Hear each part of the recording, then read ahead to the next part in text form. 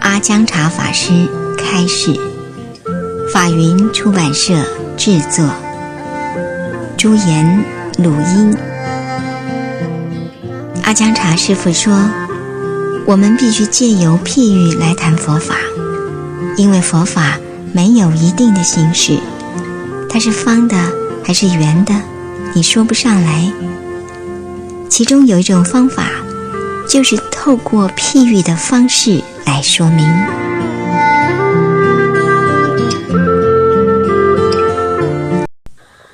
石头，放下和以空心修行的教导最是令人不解，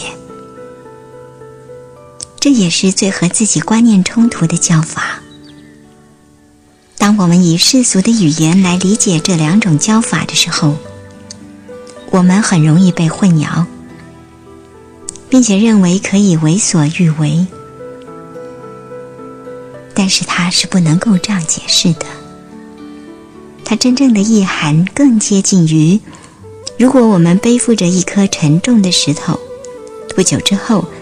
我们开始感觉到石头的沉重，但是却不知道要如何放下它，所以一直都在承受这个沉重的负担。如果有人叫我们把石头抛开，我们会说，可是如果我把它给扔掉了，我将一无所有。纵使有人告诉我们，你把石头放下一样能获得一切的利益，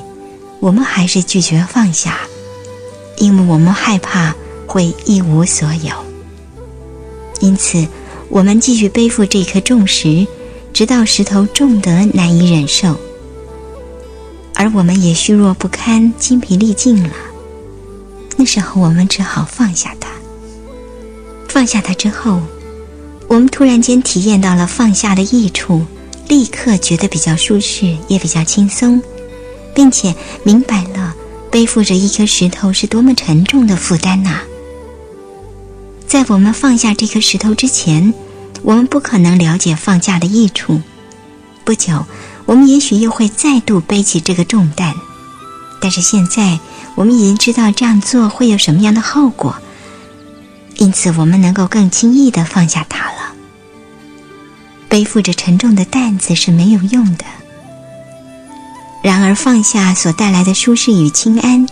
这样的理解是个了解我们自己的好例子。我们的自负，我们所仰赖的自我意识，就如同是一颗沉重的石头。如果我们考虑要放下自我的时候，我们惧怕没有了它之后会一无所有的话，